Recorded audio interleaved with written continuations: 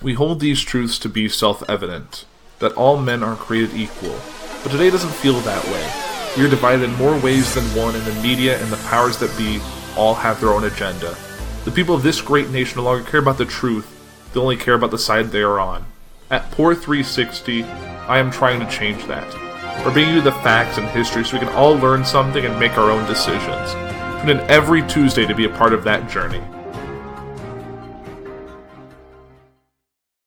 The following is a journey into comics. Journey into comics. Journey into comics. Journey into comics. Journey into comics. Journey into comics. Network. Production. Went forward in time to view alternate futures, to see all the possible outcomes of the coming conflict. How many did you see? 14,605,000. How many did we win?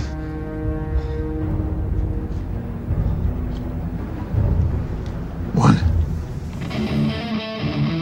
Ladies and gentlemen, you are listening to Journey into Comics, the podcast that's dedicated to everything nerd. With your host, the Podfather himself, Nate Phillips, and introducing his new co-host, Tyler McLaughlin.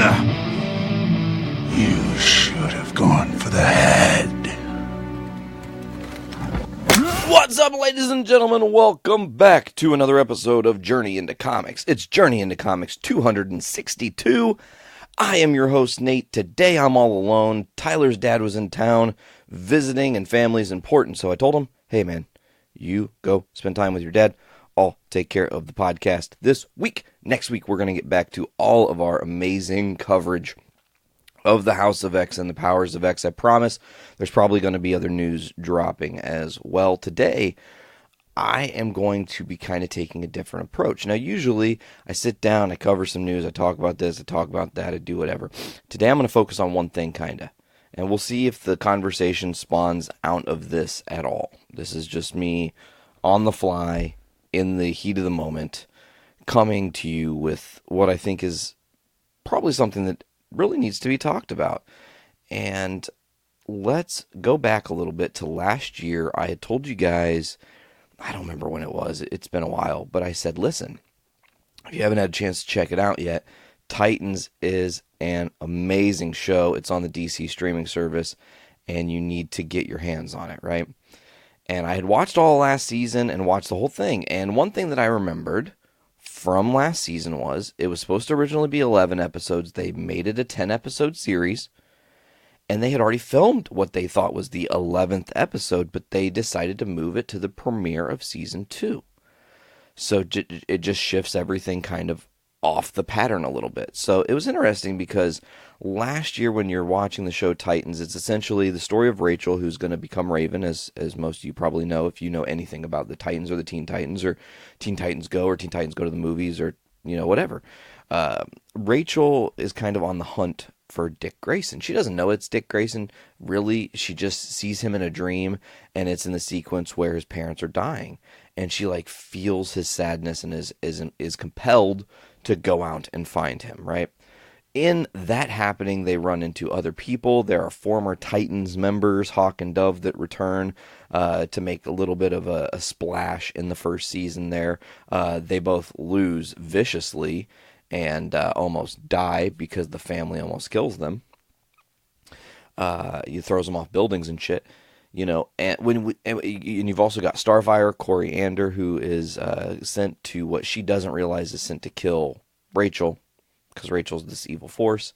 But what happens was when you get to the finale is they turn Dick Grayson evil, right? Oh, and another thing to mention is Jason Todd's an amazing character that gets included, and also Donna Troy. So you got Wonder Girl and A Robin, Beast Boy is in there, Garth is in there. So they do a good job of utilizing the cast and utilizing different members of the Titans lineage and history. That first season was really spectacular. It told a really great story. My only complaint was it was obvious they decided to cliffhanger the season finale and not give you full resolution to the story that they were telling in that first season. So while we were in Denver, they debuted season 2, episode 1 of Titans. I did not get a chance to check it out. And then episode 2 came out because we were doing a show in Green Bay. I didn't get a chance to check that out. Then we're doing a show in Indianapolis, and episode 3 came out. So episodes 1, 2, and 3 are all out for season 2 of Titans. And last night I thought, you know what? I'm going to sit down right now, and I'm going to watch Titans season 2. And I'm just going to catch up as far as what they've sent out. I'm going to catch up to the show, and hopefully it's good enough to talk about. Now, part of that comes with the reason why the show's late today. You're like, hey, Nate, it's 4 minutes and 5 minutes into the podcast here. You haven't told me why the fuck we haven't got our JIC fixed today, man, and we're fucking itching like Jane from Breaking Bad, just trying to get the fix, you know? So, well, guys, like I said, I told Tyler, hey, man, take the night off. And then it was like, what am I going to do for the show? Usually when he and I are together, the riffing is easier. We can brainstorm kind of the plan for the show. We have been recently doing the talks about Powers and House of X. We've been doing a lot of Marvel coverage. And I thought, man, Titans deserves a little bit of a spotlight. So yeah, today we're really diving into this second season of Titans, you know. First things first, we'll start with episode 1, which was called Trigun. Now, this was supposed to be, as I had said a minute ago, the finale of season 1. And, you know, that's not the case. It doesn't become the finale of season 1. It becomes the premiere of season 2. And it definitely sets things up with a bang. What you have is why, you guys might be curious, like, why was Dick evil? Well, in the previous season, Trigun, who is Rachel's father, shows up, and essentially he has to break her heart before he can kill her, which means he can then have the power to take over the world, right? And in order to break her heart, he has to break all of her friends and turn them and do terrible things.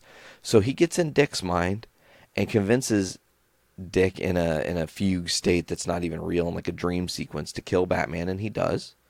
And it turns him evil. His eyes black out. He almost looks like Caecilius from fucking Doctor Strange, but it's all black instead of like black, purple, and like shards of glass.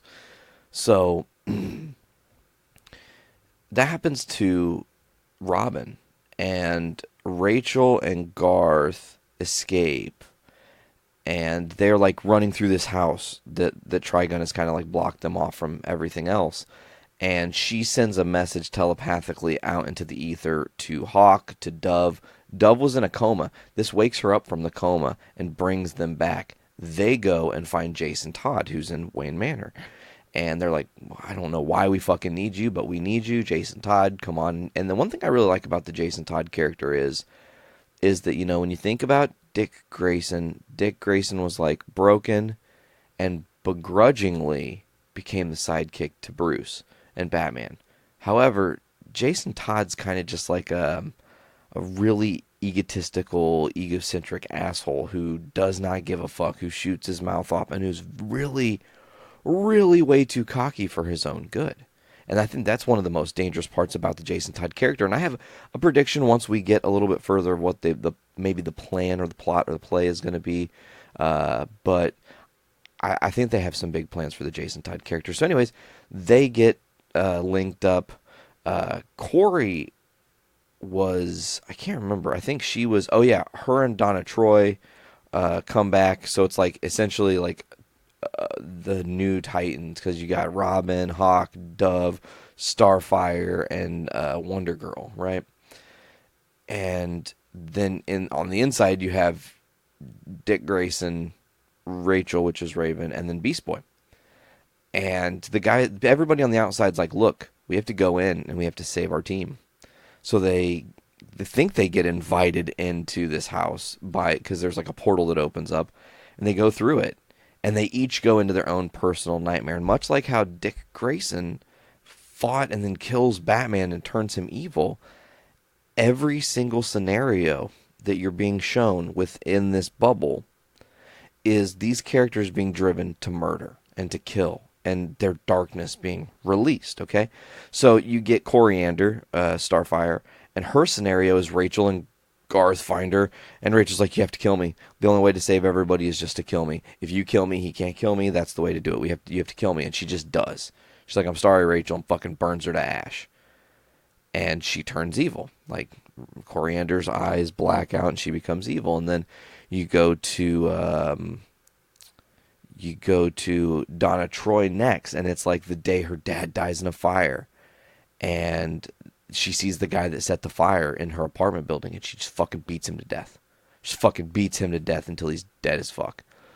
And then you had Jason Todd, and it goes to his dream sequence, and it's like him, and he sees Batman is dead, which is kind of cool because it's like a carryover from Dick's sequence where Dick had killed Batman. Now you see Batman dead, but then Dick is in there, and it's Dick versus Jason Todd, and Jason kills Dick Grayson. And again, it turns him evil.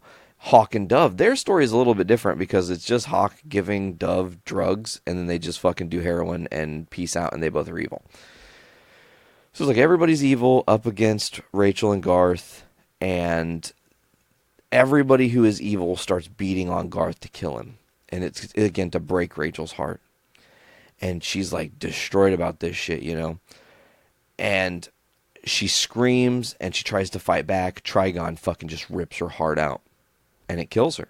She's lying there dead, and Trigon becomes full demon god, as he's supposed to be from the comics.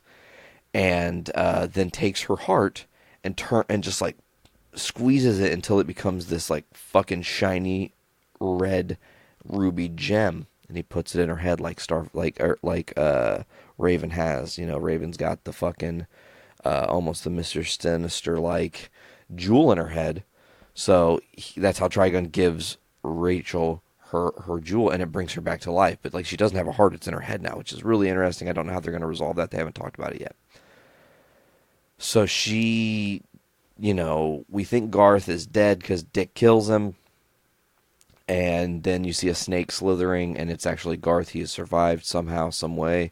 But then the interesting thing is that Rachel does all the snapping out of saving people or whatever. And the way she does it is very, very, very, very smart, because it takes you back to that first episode of the first season of Titans, where here we are. She's like, oh, the reason I've seen Dick in my dreams is because I'm supposed to go there in his dream, and that's how I'm going to save him from this. And she's at the Flying Grayson Circus, and it's just him and her up on the thing. And she's like, look, if I die, I die for real. Just so you know, like, I'm going to try to save you right now, but if I die, I die for real. So if you don't save me, it's over. And she starts falling to her death. Boom, he catches her, and it brings him out of it, you know. And then she stops Trigon, and she uses her fucking crazy Raven power to fucking destroy him, and she becomes like an atomic bomb. And honestly, I think that is where the the last episode of what would have been the season finale of last season should have ended. But then they tacked on like 10 more minutes of footage, which is the new stuff they filmed to kind of really inform their plans for season 2. Because when Trigon is defeated, you know, the ATF shows up, there are camera crews, there's, you know, all kinds of media presence trying to get the story. There are dead birds all over because he was essentially poisoning Earth, and everything that his energy was touching was dying in a full every direction around him, you know. So they're having this like interview and talking about how, like, you know, all that we can see is that there were some birds that have been killed. Luckily, no one was injured thanks to this masked superhero team. Jason Todd runs into frame and just yells, "Titans are back, bitches!" And then, you know, runs off. And then we go to somebody watching that feed, and they're watching this feed, and it's this old man with an eye patch. And he almost becomes stunned when he sees what he's seeing. He's almost crushed at just seeing this Jason Todd kid, who it seems he doesn't actually know, say this thing about Titans are back, bitches. So he kind of changes his purpose, and you see him kind of divert. He goes from unshaven to not cleanly shaven, but to very trim and proper and, you know, nice and whatnot. And it looks like he goes back to this house, which is a bunker, with this gentleman who we haven't really fully been introduced to yet. They open the bunker, and it's Deathstroke's armor. And he's Deathstroke. It's Slade Wilson, and it's his whole armory. And And the guy's like, look, I couldn't take this to the dry cleaners. They were asking too much questions about the blood, so I used lime juice and something else to clean it up. You know, it works every time. And it looks like this, like, clean, fresh, armor. But one thing we don't get fully until we start to get into episode 2, but we have to kind of like tie the loose end here, is that at the end of episode 1 of season 2, they kind of break the team up a little bit. You've got Hawk and Dove, Coriander, and Donna Troy who leave. They take off. Dick takes the kids. That's what he says. I'm taking the kids with me. So it's Dick, it's Jason Todd, it's Rachel, and it's Garth, Beast Boy. So they're taken off, and coolly enough, where are they going? They don't know yet, but Dick goes and has a meeting. And he has a meeting with Bruce. And you get to see Bruce on screen. It's awesome because it's Jorah Mormont from Game of Thrones. And, he comes in to frame and they discuss things. And Dick essentially says, I'm thinking a lot about San Francisco, which leads Bruce to just almost be shocked. And they're kind of talking about Jason Todd and how he needs to grow and become a better Robin. And there's a lot of little like subplots they're building with this conversation between Batman and Dick. Dick comes to talk to Bruce and say that he's sorry for passing judgment and just quitting as Robin, and believes that Bruce did the best that he could for Dick as a kid.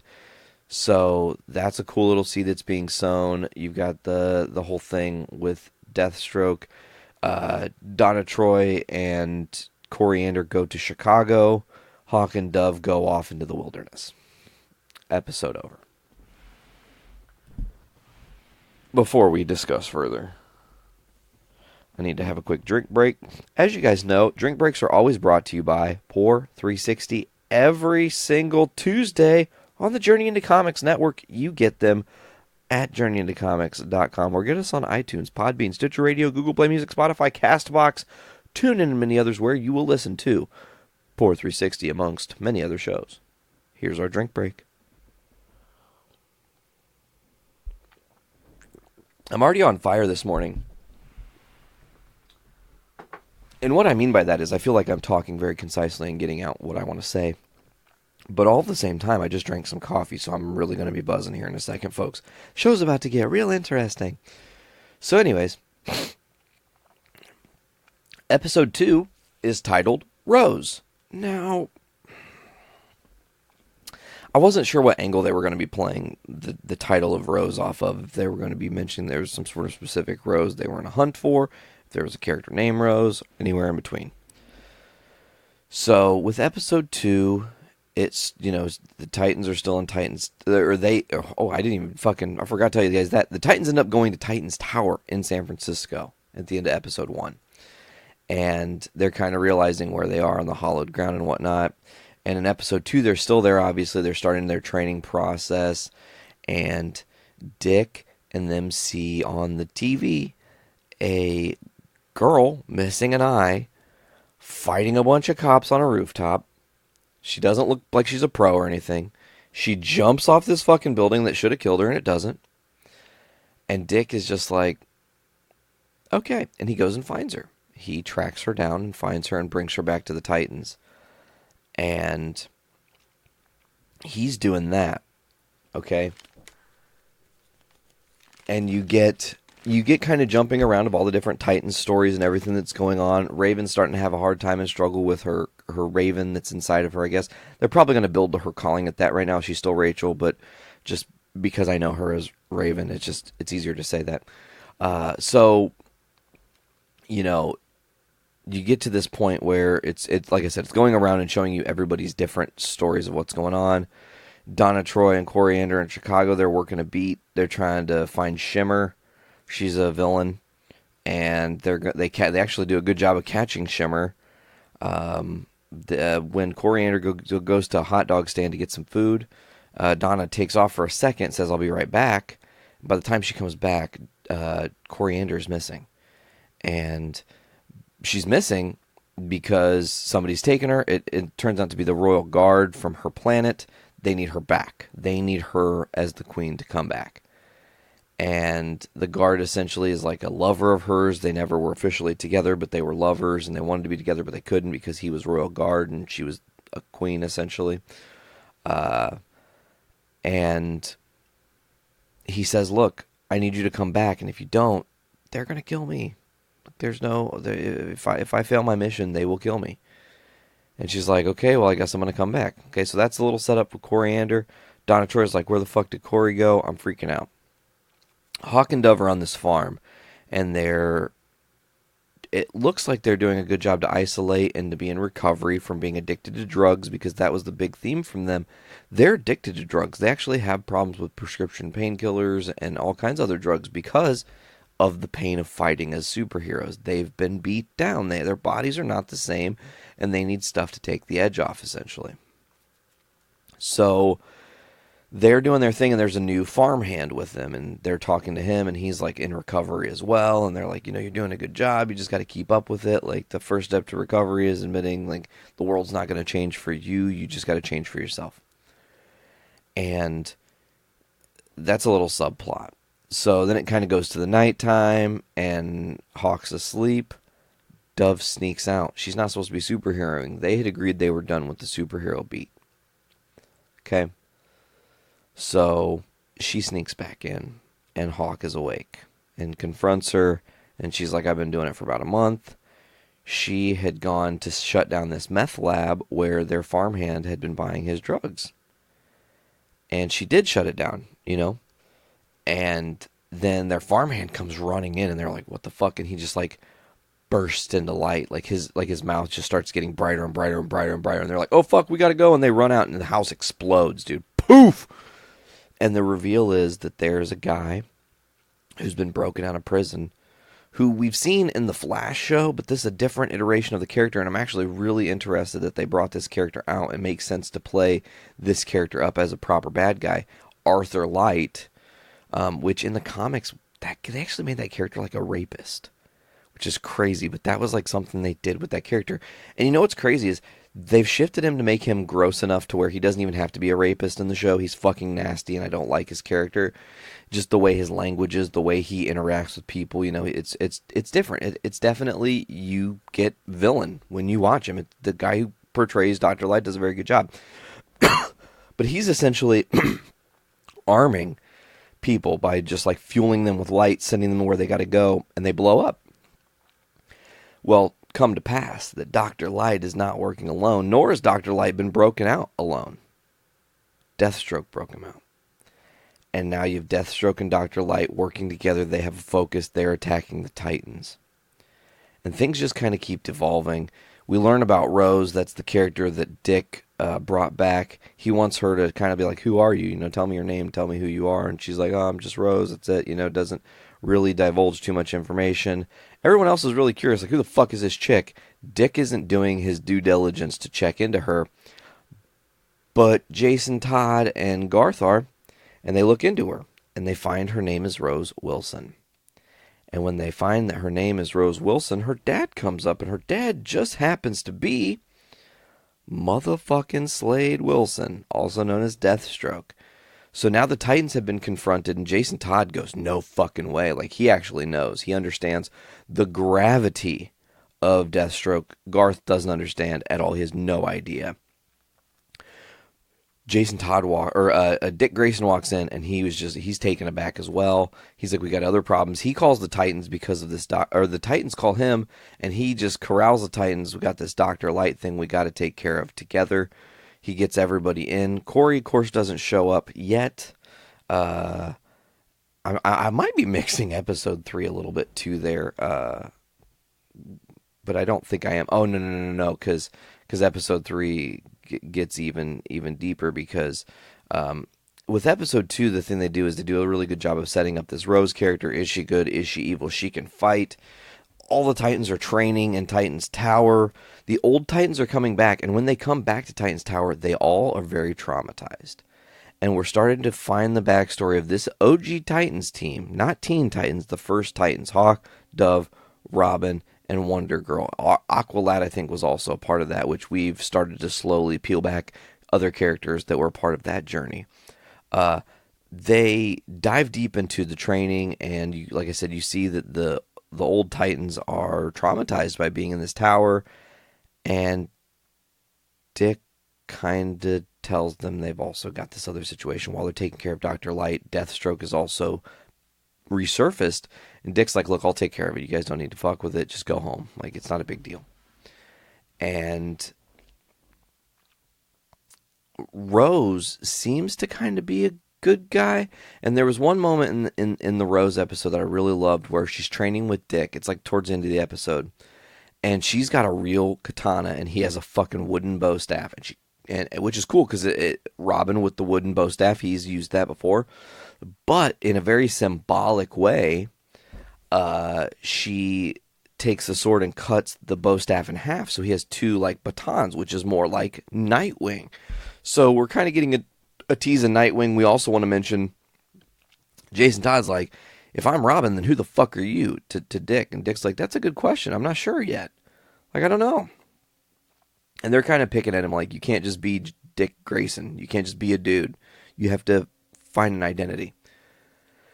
So, you know, and like I said, Raven is still dealing with this other shit, and she actually calls Corey, and this is the tipping point for Corey to decide what she's going to do about this call that her family needs her back on her home planet. She's like, no, I'm not going because Raven needs me, Rachel needs me, and she goes to Titan's Tower as well. So now the team is all back together, and here we are, we're one big fucking happy family, all under one roof. There's a lot of different like subplots going on. I really do encourage you guys to check out Titans. Not to say that we're done talking about the episodes, but I'm just, again, I want to reiterate that there are a lot of little things, the nuances that I'm not going to dive super deep into that you need to experience for yourself that really make this show extra. So we get to episode 3, and episode 3 is called Ghosts. And this is where the Titans are talking about the past and their failures and their losses and not succeeding, and there was literal losses at the hands of Deathstroke, and they're staying on the same path. Their goal is to find Dr. Light, you know. And they spend a majority of the episode trying to figure it out, trying to hunt. The older Titans go to confront Dr. Light. He kind of shakes them off. He almost gets defeated by him, but he, you know, if he blows up in front of a bus, all those people die, so can't have casualties. Dick makes the play to save everybody. Kind of pisses Hank off. He's a little bit hurt, so Hawk is hurt, and again, it's that whole round and round of like, this is why we didn't want to come back, because this is the thing. This is the lifestyle that gets you addicted to the drugs. This is why we are in this mess that we are in. As the train of our existence is like, I'm making my presence known. Anyways, so they have this moment in the stadium where the whole entire city is blacked out but the stadium, because that's where Dr. Light is recharging. They almost defeat him. They fail. Then there's this whole hunt, and the Titans are still doing other work, and the younger Titans are training. And Dick and Garth are trying to locate Dr. Light by using heat signatures. And Jason's like looking, and they're looking on the map, and there's like this little blacked out area. And Jason's like, why is that blacked out? And they're like, oh, because you can't see the thermal heat because this is too far underground. Like, you wouldn't get a reading. And he's like, you mean to tell me they don't have things that read heat sensors down in that level? Like, wouldn't they? And he's like, oh, yeah, you're right. Let me just hack into this other system. And I hacked into this other system, and oh shit, there's a huge energy spike. That's got to be where Dr. Light is, right? So Jason and Garth go to this sewer, to this tunnel, to this, I think it's in a subway station. And they are going to go figure out if they can find Dr. Light. And they're doing everything they can to find him, and they split up, and Jason Todd actually finds him and starts to fuck him up. He actually nearly kills him. He's like on the precipice of killing him.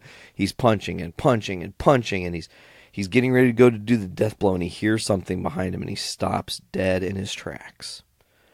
And he looks behind him, and it's motherfucking full bitchin' ass armor, Deathstroke. And then it cuts to Garth. You hear a scream. Garth runs back. There's a trail of blood. No Dick Grayson. Episode over. And it's just like, oh my God. There's so much going on to unpack.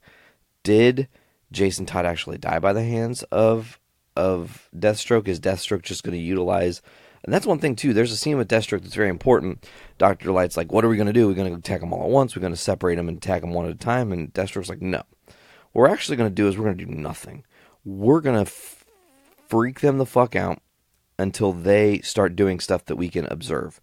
We're going to see who leads. We're going to see who follows. We're going to see who the strong are. We're going to see who the weak are. And then we're going to take them out, weakest to strongest, and fucking just destroy the Titans. And it's like brutal. And another thing I love about this show is that the fact that it is uncensored, it is mature, so there is full-blown cussing, lots of F-bombs, lots of just all over the place, you know? It keeps it very, very real. So, if Deathstroke, if he captures Robin, he's not going to kill Robin. And this is where I think we're going to have a very interesting thing, because I feel we could be getting the death of Jason Todd, and instead of it being at the hands of the Joker, it's going to be at the hands of Deathstroke, and that's going to fuel Batman to become involved in this season a little bit more. It's going to fuel Dick Grayson to officially take the mantle of Nightwing. He's not going to want to be Robin after Robin is dead. So Nightwing is going to be able to kind of flourish and come to life. It's going to evolve Raven's character, where she's going to unleash, and maybe she brings Jason Todd back or saves him or whatever, I don't know. But Dr. Light being a villain, the way they're utilizing that character is awesome. Deathstroke so far has been awesome. The teases that we've gotten in this season for all of the different plans it seems they're going to kind of shoot for are very large. So this is, listen, when this first season came out, it was like the launch show for the DC streaming service, and it was really good. I really loved it, genuinely. And I told you guys last year, like, you need to check it out. You need to check it out. But now I'm reiterating to the nth degree. This show was absolutely stellar. Mind-blowingly good. Sure, some of the effects aren't perfect. Sure, it can be a little dark, and it can like really bring your mood down, because there's a lot of dark themes they deal with. But the storytelling is so good. The story they're trying to convey is really good, and I cannot wait to see where we go with Titans in the future. To just speak on that. We're entering a phase now of time where there's so many amazing shows to watch. Recently, I've been rewatching with the girls. We've been rewatching Breaking Bad, and we did a retrospective episode 26 or 27 forever and ever and ever and ever and ever 200 and some odd episodes ago. We did a retrospective on Breaking Bad and how great that show is. And, the El Camino trailer just recently dropped, and it seems to be taking place minutes after the event happens with Walt and the machine gun in the back of the trunk of the car in the finale of Breaking Bad. Jesse's in the El Camino. He's in the middle of nowhere, and he's just crying listening to this report. And it's the report of a horrific scene where 9 males were found shot to death by the way of some high-caliber automatic gun that was attached to the back of a trunk and all this stuff. So, it just throws you right into it. They're definitely going to be playing the cat and mouse of, will they find Jesse Pinkman? What will he say? What will he do? What is the end result? Will we see any of the White family? Will we see Walter make any kind of cameo appearance because he's not actually dead? Who knows? I don't know. Undetermined. But Breaking Bad, man, it's just one of those shows that, because it can tackle the tough themes, because it can really just get right in your face with all these hard truths that the world presents people, It does a really, really great job of keeping you captivated. And I think the same can be said for Titans. Not to say that it's the same caliber of show, because it's still a superhero drama. It still has that kind of, you're going to have fight sequences. You're going to have the mystery sequences. You kind of know some of the formula. But they do a good job of mixing it up, keeping you confused, keeping you not sure what exactly the bigger picture is or the bigger play is, And, to talk more on Titans, I would really love to see the guy that played Kid Flash. I can't think of his name. I'm sucking right now for some reason. He played Kid Flash in CW. I would love to see him join the Titans in like season 3. I think that'd be a totally awesome move. And I think they could bring in more new Titans. This show is going to be it's going to allow them to filter through. I mean, at some point this season, I think we get Cyborg joins this version of Titans, and that's awesome. So I cannot wait for this season. There's only 7 episodes left, because there's only 10 to the season, so we only got 7 weeks left of the show. I probably will only be filling you guys in more about this when Tyler's not on, only because he's not seen it, and out of respect for him, because I do believe he would really love this show. And if you're listening to this and you're like, Nate, you just spoiled the majority. I didn't really spoil. I mean, I kind of gave you the synopsis. I told you a lot of the plots and kind of how things line up, but to see it play out, to see the moments, to see all the crazy twists and turns they bring you, and how they can visually grip you, is phenomenal. They do a really, really great job, and to talk on the CW shows, we're entering, it's almost time. The CW shows are about to kick back up, and here we are. We're doing Crisis on Infinite Earths this season. It's the end of Arrowverse, at least because it's the end of Arrow. Arrow's only going to get like an 8 or 10 episode mini season, half season or whatever. Oliver Queen will probably be leaving or make an Ultimate Sacrifice play. But with all those things considered, is there a point, now that they're going to be doing Crisis on Infinite Earths, could there be a point where the Titans are teased? And maybe there's a bridging of the gap in those worlds. Now, I know what you're thinking. You're like, no, they're not going to do a show where it's paid content versus the free shit. The free shit on TV is really, really good, but they're not going to sell people on the paid. I think they could. I think there are enough characters and there's enough interesting things happening in Titans that if you were to play them out into the bigger universe, play them into having some involvement with Flash, where, they already have aliens in Titans. A speedster's not a big deal. I mean, Donna Troy's kind of a speedster with her super speed because of her Themyscirian heritage. I think I said that right. But, the shows that we have DC producing are so good, and they're so far and above their movie universe. My curious question comes to, will we ever get the shift? Will we ever get? And maybe we have a little bit.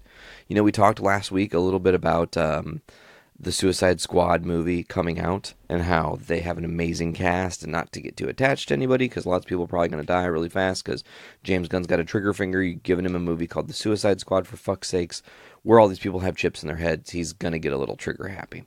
It's going to be a good way to tell a good story too, kill a bunch of people and tell a good story. That's James Gunn's motto, I guess.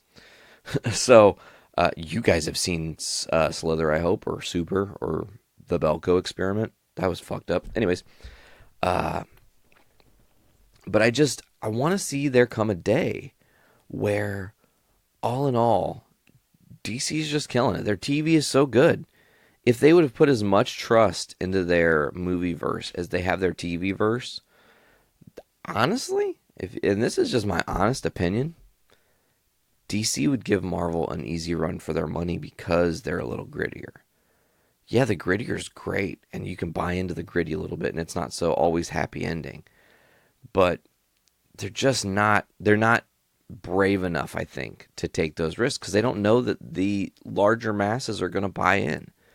And I'm here to say, as a fan of comics and as a fan of the medium of superheroes, gritty is good and different is good.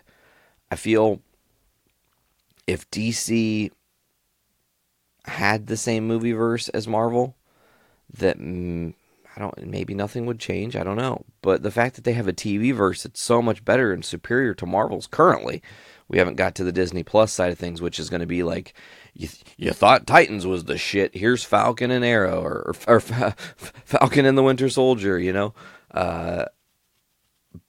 And that show could be totally fucking mind-blowing. And those are only 6-episode seasons. So there's a lot to be said. And to talk about that, pre-orders are officially live for Disney Plus. Yeah, right now you can sign up $6.99 a month, get yourselves together and pre-ordered and ready to take in day one, November 12th of 2019, the first day of Disney Plus. You'll be able to have it if you pre-order it now. You can get it for a year for $70 or $7 a month, which means you get 2 months free if you buy a year, just so you know. So you save like $14. And of course, that's just for Disney Plus. They're gonna have packages that are with Hulu Plus. They're gonna have packages that are with Hulu and ESPN Plus. So, and we've talked about those ad nauseum. So I think we're in an interesting time here. You've got Netflix that's still trying to stay on their feet. They're going to be coming with more original content. Everyone is telling me, as far as TV shows, I need to watch The Boys. I need to watch The Umbrella Academy. I need to watch The Boys. I need to watch The Umbrella Academy. I plan on it. I just haven't done it yet.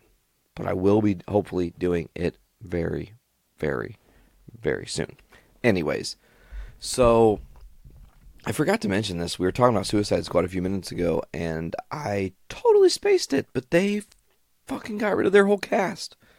Every single person in the cast quit, and every single person in the cast has been replaced by one person, shockingly, as Tommy Wiseau posted on Twitter the other day a picture of the Suicide Squad announcement that had come out with all the names of the people playing all these characters, and instead they're all replaced with Tommy Wiseau's name every single time, 100% of the time.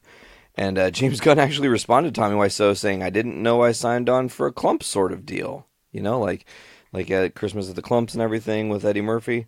So yeah, man, Tommy Wiseau, I think would make. I really do think that somebody should give him like a fan-made movie where they do a Joker and have him do it, and like not try to make him Joker that looks like Heath Ledger or any of the other things. His own unique take on the character and really give it to him. I really think that Tommy Wiseau, if he was given the right director behind him, like if James Gunn got Tommy Wiseau, honestly, it could change him as an actor. You know, he might be a little exuberant and strange and bizarre and, you know, not really know how to act or not be very good, but all in the same token, he's marketed himself to become one of like the biggest icons in movie history. So it'd be funny to see if he made a little cameo in the Suicide Squad movie. But, you know, I don't really know if we have anything else to really talk about as far as Marvel or DC. I mean, this past weekend it was Batman Day. Did celebrate Batman Day.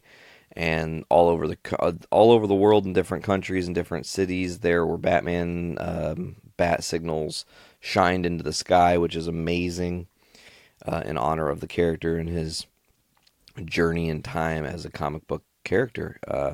Yeah, as you guys know, Batman means a fuck ton to me. So I don't know if I really have much else today. This is a little bit of a shorter episode. Again, when Tyler's not here, we can't go balls to the walls, man, because it's just me, and I really do feed off of his energy, and I do miss him, and I can't wait to have some more podcast conversations with him. Now, I will say that there are more podcasts coming up this week. You guys need to check them out. Tomorrow, Poor 360. Wednesday, Adulting Ain't Easy. Thursday, Podcastrophe. Friday, The Voice of Survival. That's with me. Saturday is part 2 of episode 100 of Brews with Dudes. It was so big, it covered 2 parts over 5 hours worth of content there to listen to. And then Sunday is Dungeons with Dudes, and then we're back at it again on Monday, folks, for a whole new cycle. So we do really genuinely appreciate you guys checking out the network and the podcast that we do for you all. As always, you guys can check out the Journey into Comics podcast. I just stumbled over my words.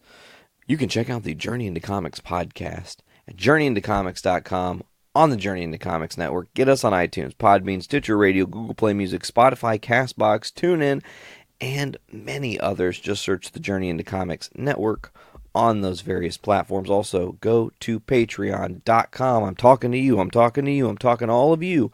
Your $1 can help change our network, and your $1 will be appreciated. If you give us $1 for early access or exclusive content, we're going to start shouting you out. That's a new thing right now, I'm telling you. If you give us any pledges on our Patreon at patreon.com/journeyintocomics, we are going to shout your name out here every week on the show. If you've got something that you want to advertise, we'll advertise it here for you. I don't care. We need your dinero. We want to grow this thing even bigger, and we're on the precipice, folks. All right, well, I want to thank you guys so much for checking out Journey into Comics 262. The Titans are back, bitches! I have been your host, Nate, and as always, I'm encouraging you to pop your caps back and fill your brains with shit. Later, guys.